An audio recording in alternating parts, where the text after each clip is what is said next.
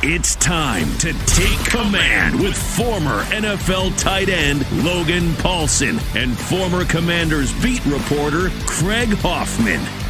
What's up? What's happening? Welcome in. Take Command Podcast. I'm Craig Hoffman. He is Logan Paulsen. And crazy to think, Logan, it was just a week ago.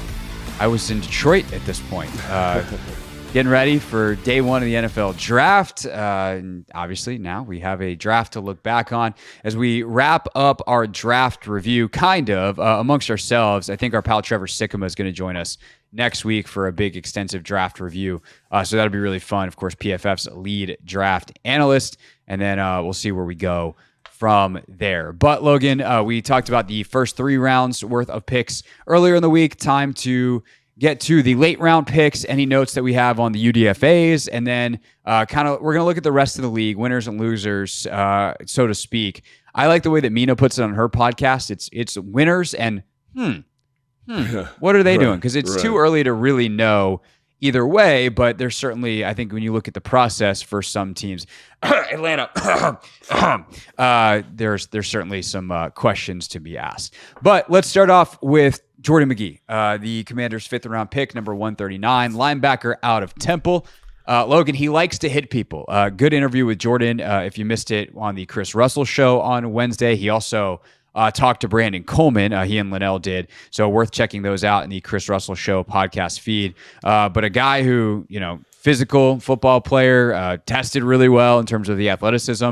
We talked about how the Commanders have the highest average raw athletic score of all of their draft picks of any team in the league. Magee, one of the guys that's pushing those averages up. What do you see when you watch him? Yeah, I think you see a guy, he got the single digit at Temple. He's 6'3", 225, so a little undersized for a linebacker position, but I actually really like kind of what he brings. And what I mean by that is, I think you mentioned the physical nature with which he plays with. And I think you see a guy who likes to tackle, a guy who's physical tackler. I think he's a little bit lacking in terms of block destruction techniques. And that could be a technical thing they're coaching at Temple. It could be that he's not always covered up. But I think that's something that you see an issue with. But the thing that gets me really excited about him is his ability to kind of operate in space. He's not a safety, but he kind of looks and feels and plays like that at times, especially when he's in the slot. He's kind of usually at the middle of 3, what I would characterize as a middle linebacker, but occasionally he's lined up over slot guys. He's covering tight ends. And I think that coverage profile is something that gets me pretty stoked about him, because I think when you look at Jeremiah Trotter Jr., just as an example, or, Tommy Eichenberg from Ohio State, I like those guys a lot. I like their film a lot. They're very instinctive, but they don't cover at all. And I think when you're looking at NFL linebackers in 2023 and 2024, they have to be able to cover. They have to be able to understand, diagnose play action, get into throwing windows. And I'm not sure his instincts are there yet, but I think you have a guy who at least has the athletic foundation to get there and has a feel for coverage that gets me excited, in addition to the physical elements. So I feel pretty good about the pick. I feel pretty good about his upside. I think obviously, Fred Warner in San Francisco is an interesting comp for him, who kind of played the star, kind of a run and hit type of guy with some coverage upside. He's not that same coverage player that Fred Warner was, but it's kind of cut from the same cloth in terms of how I would characterize them. And they kind of look similar, 6'3", 222 or 225, excuse me. I think if you were to gain about 10 pounds, work on some of his techniques, I think you probably feel pretty good about his upside moving forward. And I think in the immediate future, you feel really good about his special teams value, and a guy that can learn from Bobby Wagner, a guy that can kind of carve out a role potentially moving forward in this defense. That's really interesting to hear that, because now I'm how formulaic is Adam Peters? And not necessarily in a bad way, because the formula in San Francisco, it's worked out quite well. But if you're telling me he got his Kyle Juszczyk type, if Ben Sinnott has got a little Kyle Juszczyk, a little George Kittle to him. Jordan Magee's got a little Fred Warner to him. Are they hunting these same archetypes, or is it just, Adam has certain traits that he's looking for, and obviously it worked out in San Francisco that he found guys with those specific traits, and now you're seeing it again here in DC in his first draft. So I think the thing about the linebackers, this is something that I've been pushing in terms of my own personal linebacker evaluation for a long time, is because of how the position is changing, you need coverage players, right? You need guys that can work underneath coverages and read play actions. The running and hitting in terms of downhill tackling for the linebacker position is not is not quite as important in my estimation when I watch film as it was when I was playing, which was 15 years ago now. Like, you needed to be a downhill aggressive towards the line of scrimmage player. Now it's like you got to operate in space. And so I do think that there's one of the reasons that the NFL is having a hard time with linebacker evaluation is because I don't think they've shifted totally from that traditional mold, right? They say, oh, look at this guy, Devin White. Look at him run downhill and attack the football, and look at his 40, but you don't see the coverage instincts with him, right? And it was the same thing with Patrick Queen for a while, right? He's a run and hit downhill guy, sideline to sideline, but you need to see the coverage backbone. And so that's why I think you see so many teams having so much success, quite frankly. Like Dallas is a really good example of this, of taking safeties, putting them at linebacker positions and having them cover and having those coverage instincts on the field. Because ultimately that's what you're looking for. You're looking for team speed, you're looking for coverage instincts and people that understand throwing windows, right? And I think that's what you get here with Jordan. So I don't know if it's an archetype necessarily. Like Fred Warner's the example because he's the best at the position. But I do think that there is that is the direction I think linebacker eval is going. Like, so one of the things I do every year in my draft prep is I look at big safeties and I'm like, which one of these guys could play linebacker potentially? And the other thing you do is you look at small kind of star linebackers and say, which one of these guys could go the other way? Because that's the type of player you're really looking for. And I think Jordan Magee, when you watch the film, he kind of fits that mold really, really well. And, like everyone talks about Junior Colson from Michigan, like didn't have to cover a lot.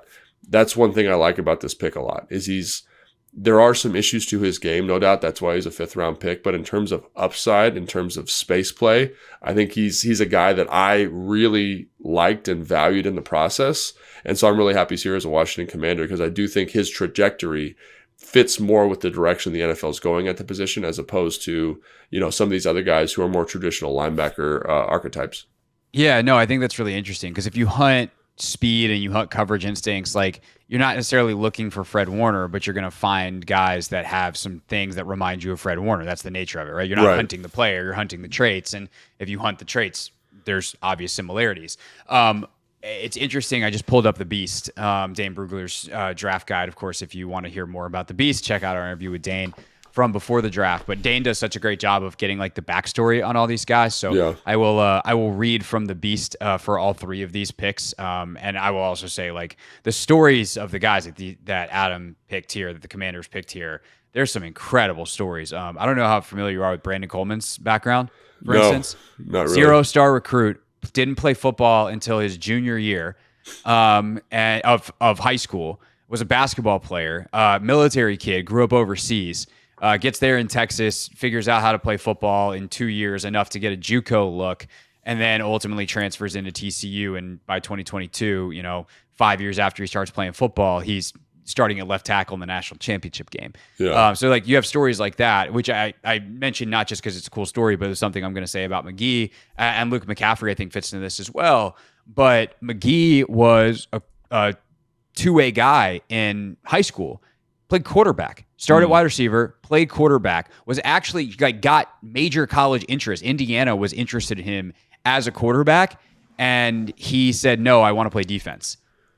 That's the mentality of this kid. And, he ultimately winds up, at Temple and playing defense and all that kind of stuff. But it's not like he has that quarterback offensive background where you look at McCaffrey, again, quarterback until 2 years ago. Coleman, still within his first 10 years of playing football, when some of these kids have been playing football since they've been 5 years old. And to me, what that says is they've got so much more room to grow. They haven't dedicated full time to the thing they're going to be doing. And now they dedicate themselves to it at a professional level. And we talk about players that have an upward trajectory. Jaden Daniels falls into this as well. Yeah. What direction is the arrow pointing? And it seems like Adam Peters, one of his things that he identifies as a thing he wants is your arrow is pointing up and there is room to go up. Yeah. Well, I think to your point, you look at Mike Sanders still switching positions, right? Yeah. In college, he's been playing DB. Obviously, he played DB in high school, but he's been playing DB at a high level for 2 years. And then Ben Sinnott was a 0-star recruit coming out, and has made himself this tremendous player. And I think when you look across the board, they're all like that. Those are their stories, right? It's guys that have earned every inch. Like I was listening to something, it was Daniel Jeremiah, Move the Sticks. And he said he had some interview time with Adam Peters before the draft, then was kind of able to release some of the information now. And he's like, one of the things I love about Jayden Daniels is nowhere in the process was it easy for him. He had to earn everything to get to this moment. And I think that, like you're alluding to, is applicable to all of these guys to a certain extent. Maybe not Johnny Newton, but no draft is perfect. I like good football players, not just their story I'm drafting. Yeah. Oh, that guy didn't have to face enough adversity. He's just awesome the way he is. Let's not take him. Like, right. No. But I do think I know for sure, 4 of the guys have had kind of really, really earned their way and clawed their way up to something pretty impressive in terms of play. So I think, again, it kind of fits a mold, fits a vision. And I think it informs something about their character too, which is, again, we've talked about that a lot. And when I'm building a team, I want guys of that ilk, guys that are going to get better. And I think if there's one thing that I learned from my time in the NFL, talent will only get you so far. The guys that are truly special are tremendous students and tremendous workers. And what this upward trajectory for these guys we're talking about shows me is that they understand that process. And that's a level of professionalism that I want to bet on, right? We talk about how most drafts don't hit. 50% hit rate is amazing. But I think if you look at the history of drafts, those guys who have those qualities are guys you can bet on. And I think it's just great that in this draft specifically, there's such a high composition of guys like that. Yeah, no doubt about it.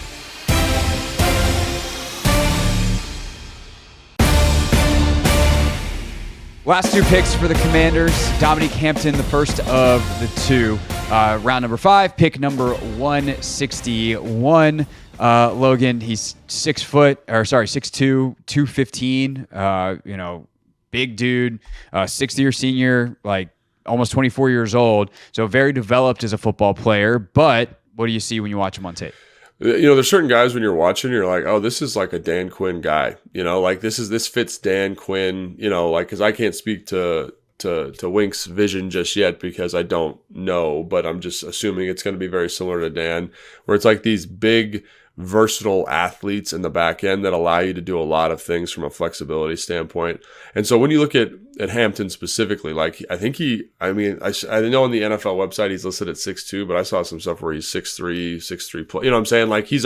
The point is, he's a big guy for his safety, right? 6'2" and 3/8 according to the Beast. Yeah, there we go. And he has 33.5 or 33 5/8 inch arms, which for a safety is crazy. And then he ran a 4.5 at the combine with a 40-inch vertical. So in terms of everyone talks about athletic freaks of the combine, like Xavier Worthy, Johnny Wilson, insert your person here, right? He's a guy that fits that mold. And I think one thing about him is everyone kind of is critical of his play style because he's a little stiff. He's a tremendous athlete, very twitched up, explosive guy, but he's a little stiff.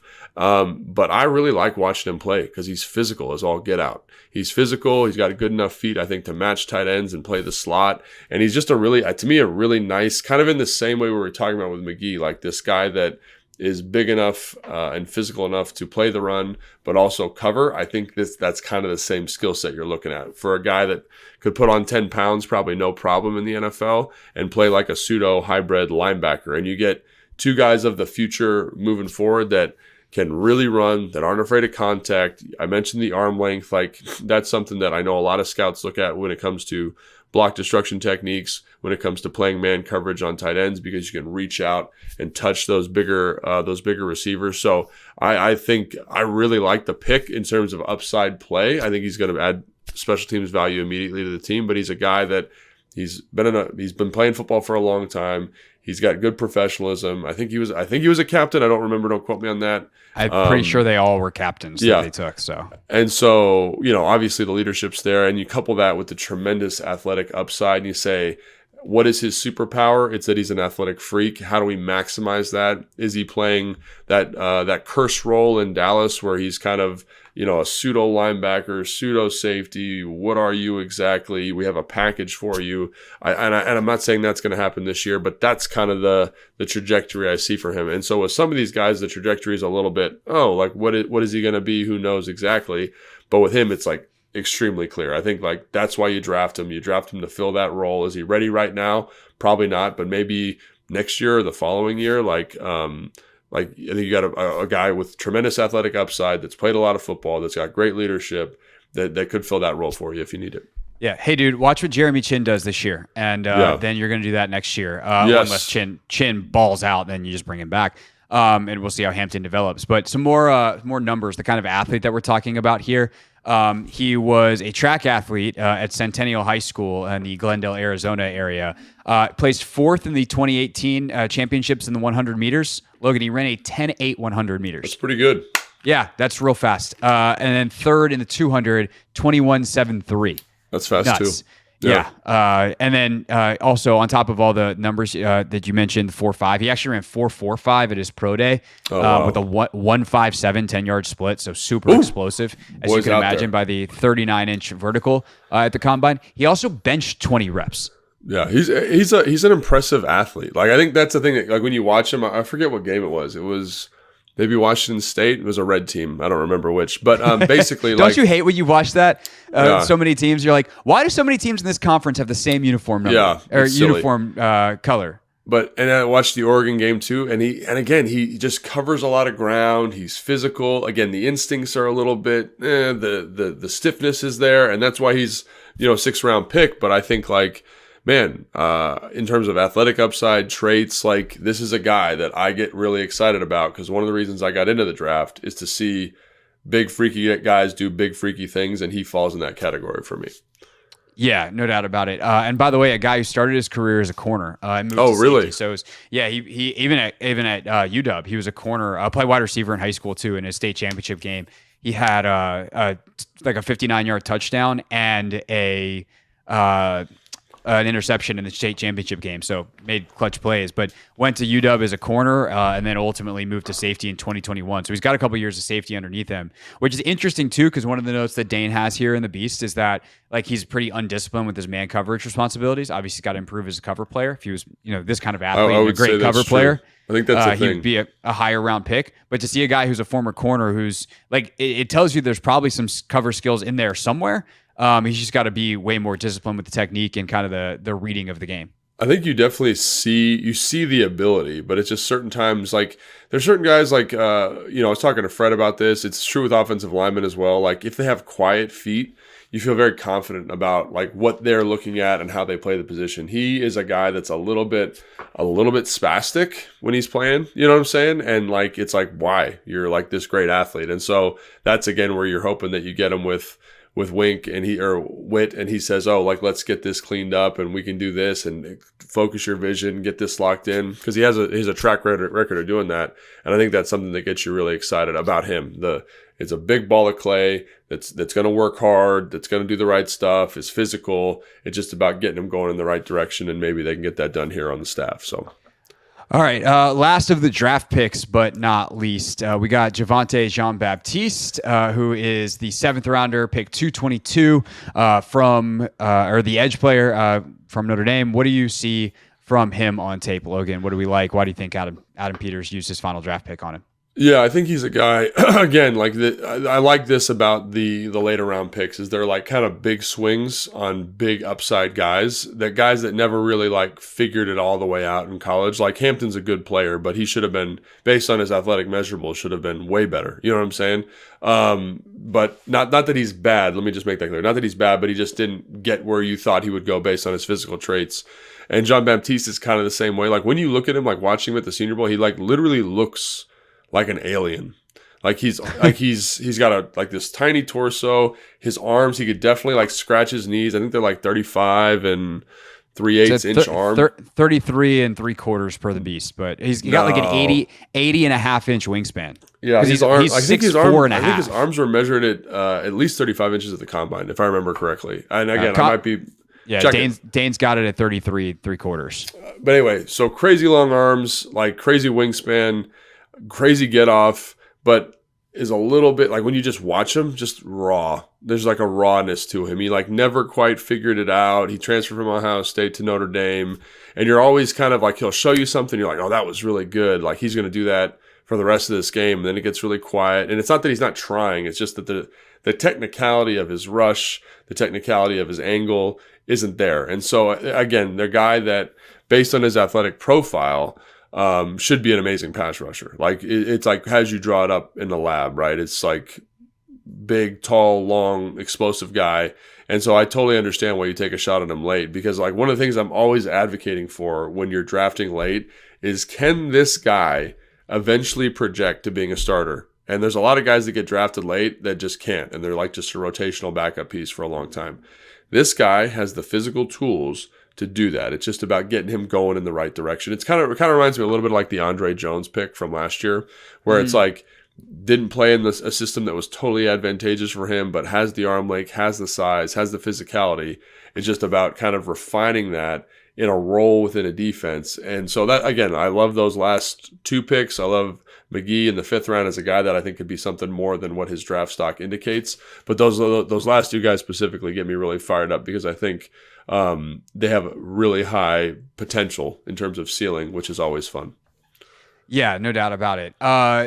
Last but not least, real quick, the undrafted free agents. Obviously, Sam Hartman's kind of the guy who gets the headlines because he's a quarterback and he looks like a supermodel. But anybody else that's whether you think Hartman's intriguing or anybody else that specifically stands out for you amongst the UDFA class. So I'm sorry, but I'm gonna have to names are not with me right now. But the Colorado State corner is interesting to me. He's 6'1", 200 pounds. He ran a 4.39 at his pro day. He's got good length. I think it's Chigozie Anusium. Yeah, there we go. The name. Yeah. I think he's an interesting guy to me because, again, physical profile's there. I think you see good coverage instincts. Went to a smaller school. There's some inconsistency with his effort, but in terms of like betting on traits and betting on a guy as a UDFA, you say, damn, like this could be pretty special. The running backs, I watched both of them. Wiley from Arizona, and I don't remember the kid from USC, but he was kind of a Austin rotational Jones. guy. Yeah, they're both kind of the same mold. They're both third down backs. Wiley was very prolific as a pass catcher. So maybe you're looking for some third down back upside there potentially. The tackle to me is interesting from Toledo because he was a basketball player, former basketball player. So moves really well, has that athletic upside, that athletic profile you're looking for.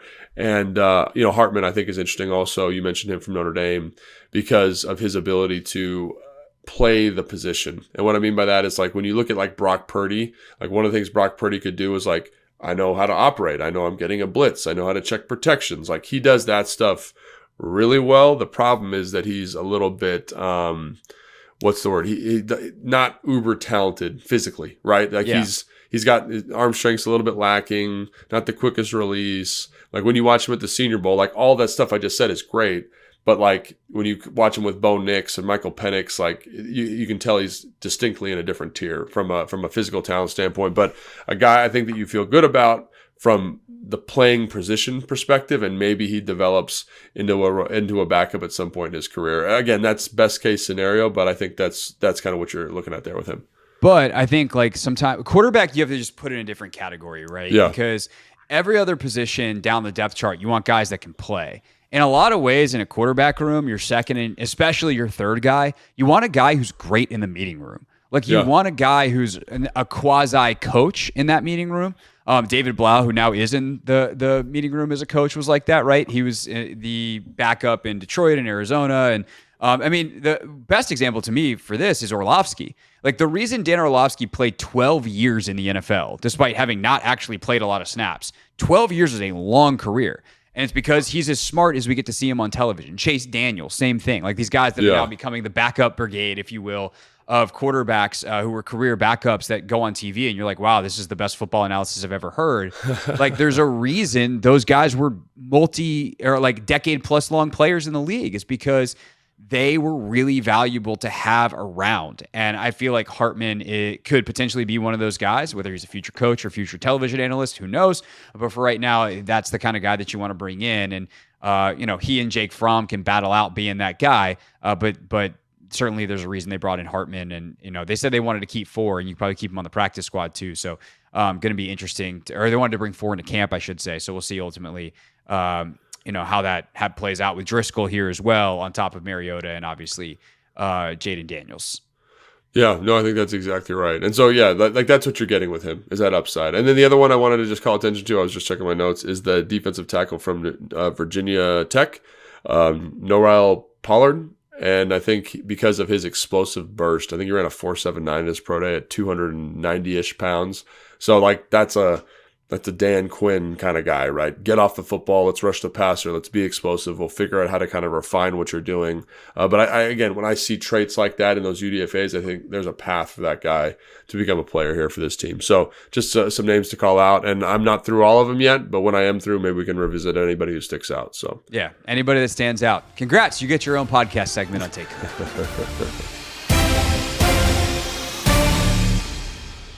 Time to look at the rest of the NFL, Logan. And let's just get right to it. Let's give the people what they want. We'll talk about some drafts that we liked and why in a few minutes. But I find what the Atlanta Falcons did at the 8th pick indefensible is the word that I will use. That I don't like saying that there are losers on draft day, because ultimately it's too hard to project. I don't think when Adam Peters in San Francisco took George Kittle and Kyle Juszczyk and all those dudes that they were like, oh, the Niners won the draft. With hindsight, the Niners very clearly did very well that day. So I think it's very hard to go now, because we're all basing it off our own evaluations, and we don't know that we're right. But that's why you can look at process. And to me, that's why I find what the Atlanta Falcons did so inexplicable, because they spent all that money on Kirk Cousins not a month and a half ago, and then they use a top 10 pick on Michael Penix. And some of this has to do with the player for reasons that have nothing to do with the eval, which I can explain. But it's really just, to me, the process of, are you willing to really go for it in the way you need to win a Super Bowl, which I would think is the goal. And I just think they undercut themselves here. And it's a situation where if you have plan B, sometimes it's because you're not actually that confident in plan A. And I don't why did you embark on plan A? Yeah, I mean, I don't know if I agree. I mean, I understand people's frustration. I understand the financial implications, but I just, from a process standpoint, I find it very intriguing. And what I mean by that is what is the most valuable resource in football right now? It's quarterback, right? And if you have a quarterback, and we also talk about landing spot and developmental process for the quarterback. And when you look at recent history, the most successful quarterbacks are guys that sit for a little bit, just in recent history, right? Or they've had a strong developmental plan. So if your evaluation as the Atlanta Falcons indicate that this guy is your best player or best quarterback, or maybe he's the number one quarterback on your board. I know there were some teams that had him very, very high, because when you look at his physical traits, Michael Penix, his ability to throw the football is special, right? He can throw it at a very high level. And so I've always thought Philadelphia does a really good job of this, and their GM's name escapes me at the moment. Howie Roseman. Howie Roseman does. He's been cited as saying that I want to collect quarterbacks and I want to develop quarterbacks because they give me value in terms of the rest of the NFL. The Carson Wentz, Jalen Hurts thing is a perfect example of that. So to me, I know this is probably frustrating for fans of the Atlanta Falcons, but I think when you look at the process, if Kirk starts for 2 years, you can cut him in that 3rd year, or you can trade him with a dead cap hit of, what do we say, Craig, $25 million? $25 million, yeah. And you have your starting quarterback for the future. I also would point out that I think in that division, you're going to win the division. You're going to make the playoffs. And then if you get hot, if Kirk gets hot at the right time, you make a push for the playoffs. And I don't think it's a terrible decision with the roster as it is this now. And so, I know people say, oh, you should have taken Dallas Turner, or you should have taken Quinyon Mitchell, or whoever the player is. But I think it's important for fans to understand from a defensive perspective, the prospects in this class were not that highly rated, in my opinion. I don't know if I would have taken any one of them at 8 personally, right? Yeah. So to me, taking a quarterback there, I know indefensible is the term you used, but I think if you're accumulating the most valuable resource in the NFL that you can either trade or move on from later, and you have a succession plan to Kirk, while he's here, he can learn from Kirk, he can learn the system. I don't hate that, especially for a new coaching staff that, again, wants to kind of have their mark on the organization. Again, like, just to be clear, I don't disagree with you that it's a very odd decision, but when I sit back and look at it and kind of remove the emotion from it, I'm kind of like, I don't know if I hate it. I don't know if I hate it, because like, I want good quarterbacks. I want to make sure I have a quarterback on my team at all times. So I'm going to quote, there's a couple of different angles here, but I'm going to start with a quote from Tom Moore. You remember Tom Moore? No. So Tom Moore was the lead offensive coach during Peyton Manning's career with the Colts. And I think at times he was an OC, at times he was like a special assistant, whatever. But like, he was Peyton Manning's guy. Yeah. And he was once asked why they don't give Jim Sorgi the backup to Peyton Manning reps. And he goes, if Jim has to play, we're and we don't practice. Yeah. And I think that is quarterback in the NFL. Like, who was Peyton Manning's backup when they won the Super Bowl? Like, you don't remember. Who was Tom Brady's backup in the Super Bowl? There were a bunch of different guys. Like, if you want to win at the highest level, you need to support QB1. I just think quarterback is different. Only one plays, ideally.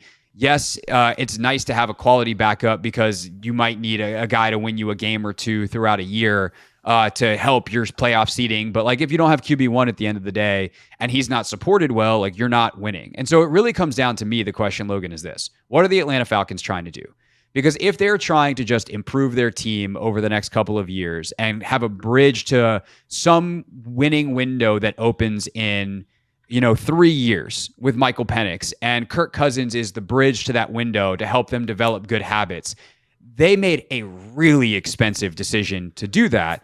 But I guess that would be the only defense. But to me, it's like the whole value in a quarterback, like, you need to pick one of two paths.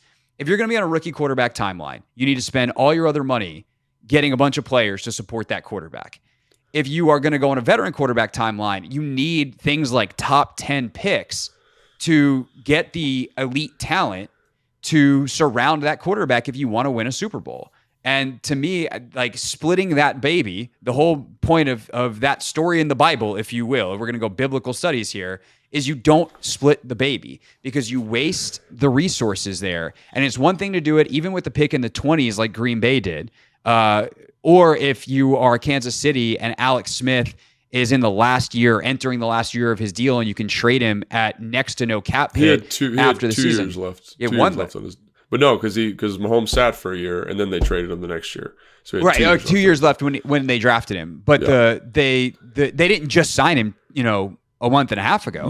No. Right. And so I think that is the difference, is like, Atlanta's been spending these high draft picks on position talent so that they position themselves where a guy like Kirk Cousins, an upper echelon quarterback in the league, if not an elite one, goes like, I want to go there and try to win. And now you draft his backup, and then you get into who Penix is himself, which is, as one scout told The Athletic in a piece they put this morning, like, he's the one quarterback who definitely doesn't need to sit. He's almost 24 years old, and by the time he plays, he's going to be 27, and you've wasted 2 years of his rookie deal. Like, it's bad asset management. And in a sport with a salary cap, asset management is the name of the game. And I just think they've cut off their nose to spite their face here. And while they have a succession plan, they've also undercut their path to success.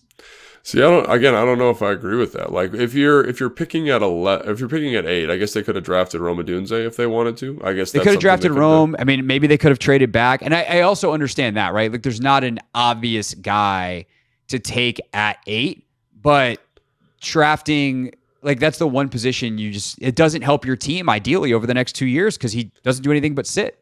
It doesn't, but I do. I go back to Green Bay and how they've handled the quarterback position, like, since I've been like following the NFL, and it's been unconventional. But they've spent first round talents on guys that have sat for multiple years. But we know picks in the 20s aren't the same as picks in the top 10. But I think that's something. I think that's something that maybe that's why this conversation is so difficult. But like, they don't get to pick again until, what was it, 40? Like, that's when they're picking again. I don't even know what the next pick was. So that first round pick, to me, is technically, it's your first player you want to take, right? So like, everyone says, oh, it's a top 10 pick. It's a top 10 pick. If I can't trade out, I got to take the player I want, right? I have to take the player I want. And I think that's the thing I would push back there on, is like, we get so caught up, and I think it's the national media talking about it, and we're part of that. So I'm not like besmirching anybody here, but like, top 10 pick is really the same as a top 20 pick, because that's when you get to pick. And if I can't trade out of that spot, it doesn't matter. So if that's the best player on my board, Like I think what Tennessee had something like that in the draft. I think where they drafted T'Vondre Sweat at with their second round pick, which I think was like 43 or something like that. And everyone's like, that's a terrible overreach, but they don't get to pick again until the fourth round. So if you think this guy who you have a really high grade on, and Michael Penix, I'm talking about Atlanta now, is not going to be there when you're picking again, and he's the best player on your board, take him. Like that's my thought there, right? That's my thought. And again, like that's why. That's why I don't really have a problem with the pick. It's the combination of the two, right? Like I have no problem if they want to pick Penix. Is that an overdraft based off what I think Penix max, best value is? Sure. But if you want to take your guy and you're high on him, I get it. He's got a ton of talent, but you signed Cousins a month and a half ago. Why did you do that? And this is, I think, why we talk about the research and being a reporter, if you will, is so important if you're an NFL GM. They're like, well, people are like, oh, well, how could they have not or known that Penix was going to be available at 8? You can't bank on that. Yeah, you could. No one was taking Michael Penix before you at 8. And so don't sign Kirk. Like, again, you can sign Kirk, you can pick Penix. Doing both is guaranteeing that you're not going to hit your potential ceiling. Yeah, but I think I just think you've accumulated assets, and I think if you take Rome Odunze, maybe, right? So you have Rome Odunze, Kyle Pitts, and you have like one of the most potent offenses ever, and like Kirk is looking like an awesome player for the next whatever. But if you said we had to go defense there, like I have no problem with them saying our evaluation on these defensive prospects is not that high, and we prefer to take Mike. I have no problem with that because like when you watch Dallas Turner, like I like him a lot as a prospect, but he's very unrefined, and it is a little bit of a projection to get him there as a pass rusher. Maybe you don't like Latu's medicals, right? Maybe Jared Verse too stiff. Quinyon Mitchell level of competition, right? Like that's why we saw a run of, what was it, like how many 12, 13 offensive players go into the first round consecutively? Like, so to me, I know people want to make this a binary thing. The pick is fine. I think the contract is a little bit confounding, but also like, had they just extended Aaron Rodgers in Green Bay when they drafted Jordan Love? Like, I'm trying to remember. I don't want to. But Rodgers had and Favre both had threatened retirement multiple times. So like Rodgers had, I think, threatened retirement. Then they signed him to an extension, so he got more money. And it's like, we don't know what this dude's going to do in a year. He goes into dark caves, and we don't know what's going to happen when he comes out. And I also will say this, like, as much as I love Kirk, he's coming off of an Achilles tear at 35 years old. 100%. So, like, I do think there needs to be something there in terms of that type of thought process. You know what I mean? My question would be then, why did you pay him all that money? Because I think if you look at Kirk last year, he was a top 10 player. And so I think he got the value that he deserved, like, based on his play. Now, I think you could argue that, like, if you have a concern about the health, then don't pay him that money. And I'm with that 100%. Right. But I don't hate this as much as everybody purports to hate it. I understand there's looking back on it, if I'm the GM and Kirk's my guy, I probably draft Rome Odunze and say we have two young studs on the outside with one of the best young tight ends in the NFL, with one of the best backs, and we just let it ride because I had a really high grade on Rome Odunze, right? But if you don't feel that way, if you want to make sure that this runway is here for you long term and you think this guy is that talented, like let's say he's the number one player on their board, hypothetically. I have no idea what their board looks like. It sounded like he was. How do you bypass him there? You know what I'm saying? And then that gets into it. That becomes an evaluation question. Why are you so different than everybody else in the NFL? But if that's how it goes, if he's above Caleb Williams for you and he is there at 9, like, trust. It's the same thing with Johnny Newton. If he's the best player on your board and you're picking at 36, take the best player on your board. And but that's the thing is, like, to me, this is why quarterback board has to be different than every other position, because Johnny Newton, even if John Allen balls out the next 3 years and Johnny Newton is a backup, he's going to play. In an ideal world for the Atlanta Falcons, Kirk Cousins is awesome. Not just this year and next year, but if he's awesome the next 2 years, are you kicking him out for the $25 million dead cap hit on year 3? No, like, you're going to let him continue to play. And if we're talking 3 years of the number 8 pick in the 2024 draft, not seeing the field, especially when that player is 24 years old by the time the season starts, yikes, man. Like, that is such a waste of such a valuable asset. And I know, I get your point in terms of, like, that asset is only as valuable as what's on the board, right? But this is why I think a lot of GMs, a lot of teams separate quarterback board from the rest of their board. You just have to say, like, we don't need that guy. Quarterback is different.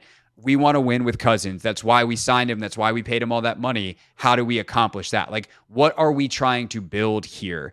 And I also think, like, when you talk about that asset management point, they can draft a quarterback next year after whatever with Kirk, and that pushes the quarterback contract timeline back a year. Or even if they did it with JJ, right? And I'm not saying this because I like JJ over Penix, but JJ is the same exact mold, or a very similar mold as Kirk, right? And he's 21 years old. Like, that is a very different project and prospect than 24-year-old Michael Penix, who is nothing like Kirk as a player. Very different not very different, but like, you're going to change the offense for those two guys.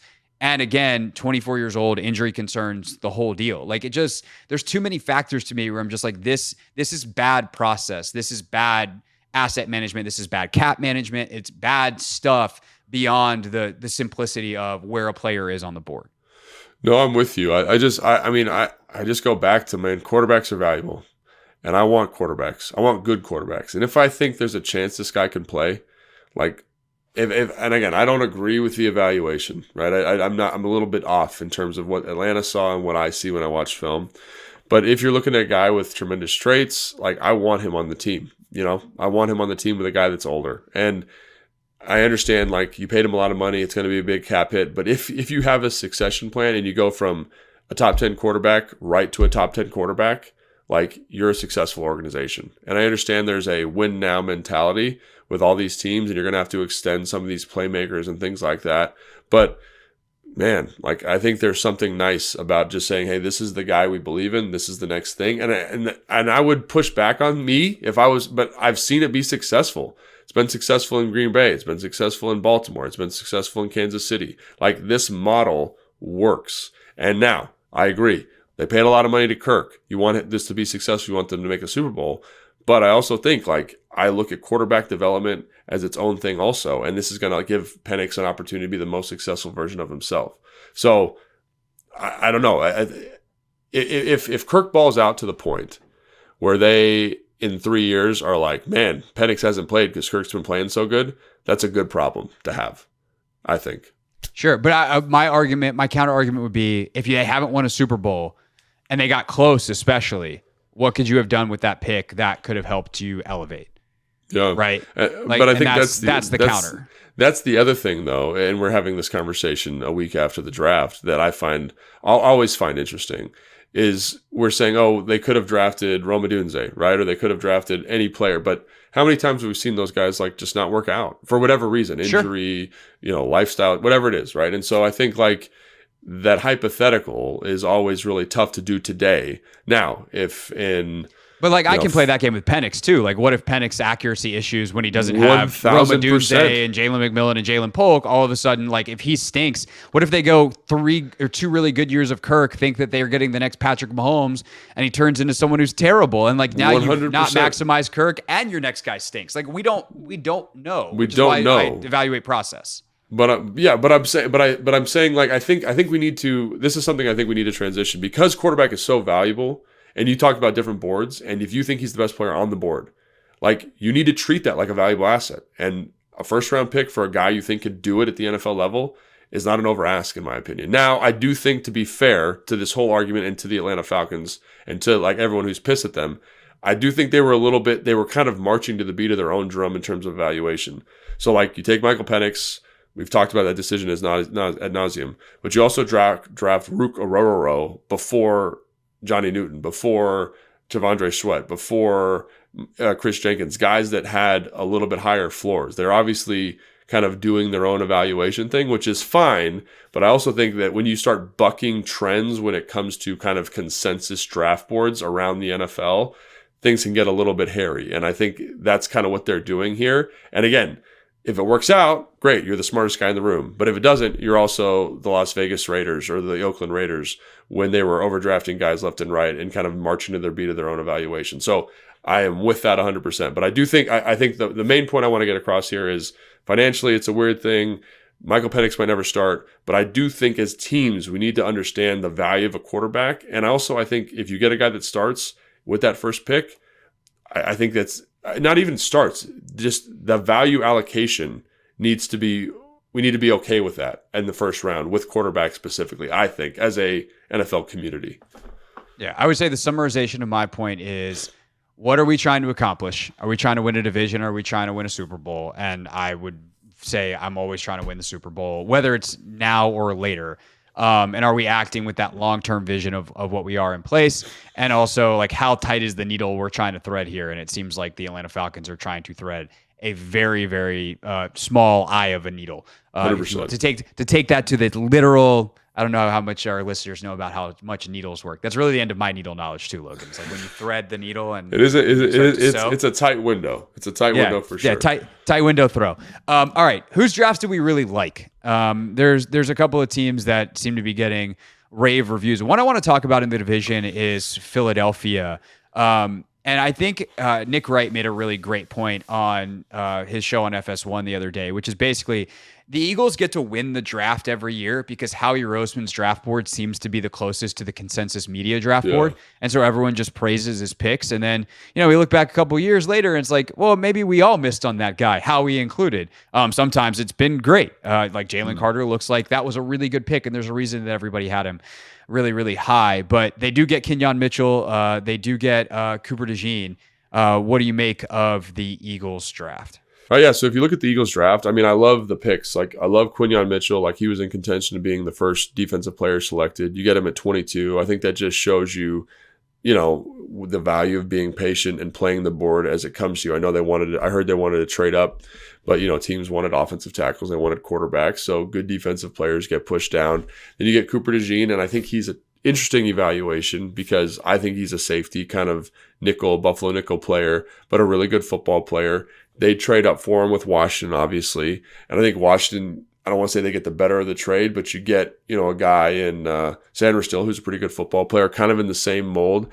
And then I like Jalix Hunt, the kid from Houston Christian, as an upside play. And I think it's a nice play by them because he's a guy that I think has tremendous athletic upside, converted safety, and doesn't have to be the guy right away.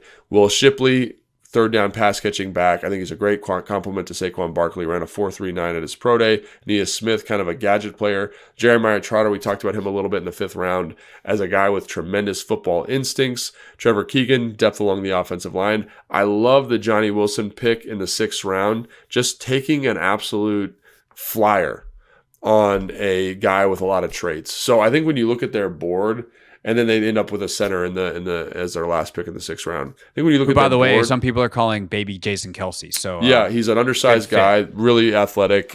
I don't hate that comparison, but I think when you look at that, you say they took solid football players that filled needs for them high in the draft, and then they took some flyers, kind of just swinging for the fences with guys like Johnny Wilson, a guy that I really enjoyed watching, but is a little bit of a projection. And if he does hit, you get a nice number 2 receiver in a really stacked receiver room. So I enjoy the draft. I think that value out of Johnny Wilson later might be my own personal bias in terms of valuation coming through. But if you look at their top 4 picks, I think you feel pretty good about that. Yeah, definitely. 2 other teams that I'll highlight real quick that I've kind of got as winners, if you will. Everyone's got Pittsburgh. We don't need to talk too much about it, but you get Faltanu, Frazier, after they take Broderick Jones last year. So they've completely remade their offensive line in 2 years. Just a phenomenal job in Pittsburgh, kind of getting back to the core of who they are. Roman Wilson, like classic Steelers type of pick, tough as nails, great speed, will do the dirty work and block. Like, he's a great compliment to Pickens that they've got there already. Peyton Wilson, something that we were looking maybe even late 1st, early 2nd potential linebacker, but ultimately winds up falling down into the 3rd. They get him there, and then they round it out with some other guys. Mason McCormick, who a lot of people like, the guard from South Dakota State, Logan Lee, and then Ryan Watts, some big school guys in the 6th round. But the other team that I want to highlight is Arizona. The reason I highlight them is because I believe the number is 12. Yeah, 1, 2, 3, 4, 5, 6, 7, 8, 9, 10, 11, 12 draft picks, Logan. And what Monty Austinfort, their GM, did was latch on to what we know to be true. A shotgun approach is the best way to hit something in the draft. If they have a 50% hit rate, that is 6 players coming out of this draft. Yeah. That's really good. Now, I saw a GM in the Athletic piece that I referenced earlier say, like, for some of these guys, the collection of players, he's like, I'd rather just have Will Anderson. It was awesome for Houston last year, and part of the reason they have so many picks. But they got Marvin Harrison, Darius Robinson, Max Melton, three players that I know we were both really, really high on. Trey Benson, some people think is the best running back in the draft. And then, a guy like Tip Ryman, nasty tight end. I feel like that's a Logan Paulson player. Yeah. Old Tip Ryman in the third round. But they had, we talked about Washington having so many picks in the top 100. Arizona was right there with them, and they took some big swings. And you can do that when you have 12 picks. Like, that's the beauty of it. And I think the other thing about the 12 picks is I think they're pretty well thought out. Like Isaiah Adams from Illinois, mauling, tackle, guard, prospect. You mentioned Tip Ryman. Elijah Jones, a lot of people think he can start in the NFL. Taylor Demerson from Texas Tech can absolutely scoot, with the fastest safety at the combine, good ball production. Xavier Thomas, Tracy edge rusher, Christian Jones, swing tackle, could potentially be a starter for you. Like, I think a lot of people look at this and say, I'd rather have Will Anderson, but I disagree with that. I think when you look at the players that are able to accrue through this draft process, a lot of these guys are going to be significant contributors for you and just raise the tide of that team in a really nice way and add some really solid depth. So, and again, I don't think I can overstate the value of Marvin Harrison in this draft for them. Like, just as a blue chip wide receiver, and you couple that with Darius Robinson, a guy who I think is going to be, I don't know about a star, but just a very solid professional athlete that's going to, I think make a name for himself in Arizona. So, that comes because of that trade. And as much as Will Anderson's a good football player, like, I think you've given yourself a lot of bites of the apple. Some of these guys are going to hit. Even the value of Trey Benson. Like, think about Trey Benson as a back in that offense. 6'2", 230, 225 pounds, runs a 4.3. Like, he's an explosive playmaker in an offense that wants to run the ball. So I just say, like, it's all there for you. And what if two of those guys hit? Do you still feel the same way about Will Anderson? I don't, and I think that's the thing. Like, I'm always a big advocate. One player is never worth three. It's just not. Like, I don't care how good the player ends up being. Unless it's a quarterback. Unless it's like elite quarterback, it's just very hard to make that argument. Unless it's Michael Penix. No, I'm just kidding. But yeah, I think that's my approach, right? If you can trade back, and again, it's hard to trade back, like, and I know people like really trust their evaluations, but sometimes the difference between player A and player B is not that much, and you can get more picks. Like, I think more teams should be engaging in that. It's challenging sometimes to get trading partners, but I love Arizona's draft from that perspective, no doubt. That is one of the things that people ask me. Oh, what do you think of Adam Peters trading back in the division with Philly? And I'm like, I think Washington probably wins that trade because they got more picks. Yeah. Like, Sanders still plus Sennett, is that going to be better than Cooper DeJean? Probably. Like, what are the chances that Cooper DeJean swings the NFC East? Not that high. And I like Cooper DeJean. Other random team, I was just poking through the team, see if there's anybody else we want to talk about. The Tennessee Titans, a team that took a lot of flack because I think they overdrafted players based off the consensus board. And again, we're talking about value, and we kind of talked about them already. How about this, though? 5 of their 7 draft picks, their first name starts with the letter J. Really? Yeah, J.C. Latham. Then they took Devondre Sweat and Cedric Gray. Then you got Jarvis Brownlee Jr., Jaquan Jackson, double J, James Williams, and Jalen Harrell. This is the type of hard-hitting analysis people come here for, just the J draft. Have fun with that. Again, I go back to, I like their draft. I can't believe you're about to have some kind of reaction and analysis to my incredibly stupid draft fact. No, I just think about their draft. Like, everyone was like mad about the J.C. Latham thing. I think he could end up being maybe the best offensive tackle, right tackle in this draft class. Because from a physical standpoint, the one thing about their draft that I find a little bit confounding is, as much as I like Devondre Sweat, to pick him in the second round, even though you don't have a third round pick, feels like a touch of desperation. Logan, it's not only a touch of desperation. They could have taken Jerzon Newton. They could have had another J. It's wild, man. It's right there for you, Callahan's. And especially, maybe you're trying to get like a certain type of player. Obviously there's not too many 366-pound guys walking around that can rush the passer like he can. The problem is sometimes he's 380. Yeah, I think that's the issue for me. So, they did what they did, and I like the players. It's just about, long term, what are we getting there? So For sure. All right, that is our show for today.